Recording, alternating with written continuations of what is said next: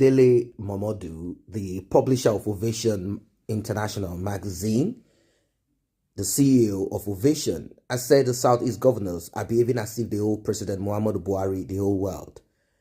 He said this on Wednesday in an interview with BBC Igbo while explaining reasons why the struggle of Nnamdi Kanu, the leader of the indigenous people of Biafra, IPOB, for the region has yet to yield any significant progress. According to Dele Momodu, the continuous marginalization of the region can be traced to the inability of the political, religious, and traditional leaders in voicing out their grievances to the federal government. For the region to regain its rightful place as a part and parcel of the nation, the publisher advised that the government should reach out to the people. He said a lot of people initially did not want to support the indigenous people of Biafra or support Nnamdi Kanu, but now people can see what he's fighting for. So what government needs to do is easy, reach out to the people.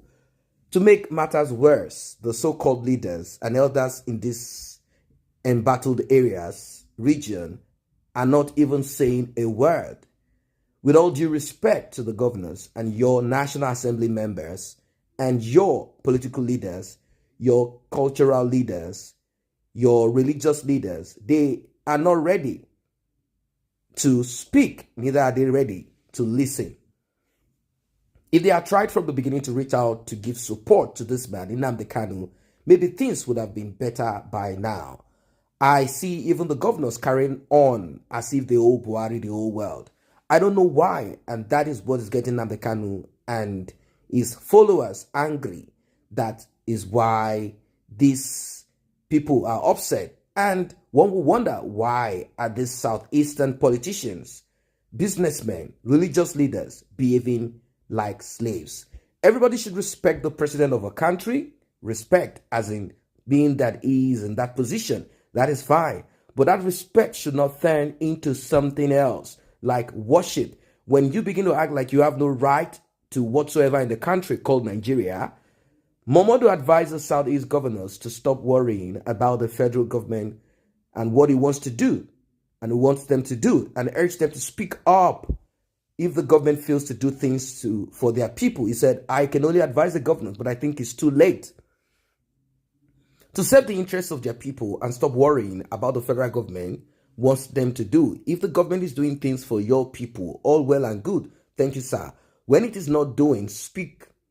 Our people are feeling marginalized. Speak. Our people are feeling oppressed. Speak. We have people in the State House of Assembly. Please tell me if you have heard anything from them saying, President Buhari, we are the representatives of our people who feel aggrieved that we are being harassed, that we are being terrorized on one side by terrorists, on the other side by the occupation of your military and bandits. So has anybody made any attempt, any effort to reach out to these people? They are Nigerians like you and I, he said. And it's not just the southeast of Nigeria, the south of Nigeria in general, the middle belt. These places have been invaded by people who call themselves herdsmen. But when you check and you look deep, you realize that they are terrorists, they are bandits, they are rapists, they are involved in a lot of terrible criminal activities. Now, I'm not trying to paint tribe here or trying to paint any ethnic group bad or paint them as people who do evil. Evil exists everywhere in all tribes, in all regions. But the problem, as you can see from Dele Momodu, is the pampering of wickedness, pampering of terrorism, pampering of wickedness, evil, and whatever it is that you want to tag these people to be. That is a problem. That is the issue. Now, when I talk about this, I see certain people from the north quickly jump and they say, what about Goodluck Ebele Jonathan? What he did with the militants. The militants blew up pipelines, they kidnapped people, and kidnapping became a business in the southeast of Nigeria in general. And it spread to every other part, apart from the north. The south of Nigeria, kidnapping was so much, and it started from the militants, and they sold that business to a lot of people, and a lot of people were kidnapped. Let us be sincere. The latest of them, at least that we know, that became international. I'm talking about someone that everybody, everywhere, Everywhere you have Nigerians, they know the story is about Evans. Evans is from the southeast of Nigeria. That is what they raise up most of the time. Now, what about Evans if you talk about kidnapping, as if kidnapping is just a FULANI thing? What about the militants who did this and that? As regards the militants, there are two sides to it. And I always talk about this so that we can clear the air. The militants were fighting for a just cause, but the criminality took over them. That's just what it is. Government made money out of them, out of all of these things. Of course, government have been making money from many of these things, and they themselves making money from this. They never helped their society, their community, or anything. None helped, visible at least. We did not see any. So let us be sincere about many of these things. And the Northerners, what are they fighting for? It's all on some archaic religious practices that wants to be forced on other people. I don't know how you're a Muslim if you go to other people's farm and kill them and do a lot of terrible things. It's so sad. So this is just what it is. What about the bandits? They say they are protecting themselves. No, this is criminal. This is criminality, nothing more than that. So the Igbos, according to the publisher, gave a lot by contributing to the growth of economy. He asked, why are they being treated like third-class citizens? The Igbos, they made sure that they give a lot to this country because they contribute so much to the economy of this country. So why are we treating them like third-class citizens? These are the questions that that needs to be asked. But before we proceed with this, you need to understand that the north and the south of Nigeria are being marginalized. You will ask, how are they being marginalized? You think a southeast governor, president from the southeast is what makes you not marginalized? No, you are marginalized when you do not have access to social amenities, social support from the government. Single mothers get nothing. Widows do not get anything. Orphans, nothing. If you're schooling, you don't get nothing. Then why are you a citizen of that country? What are the resources for?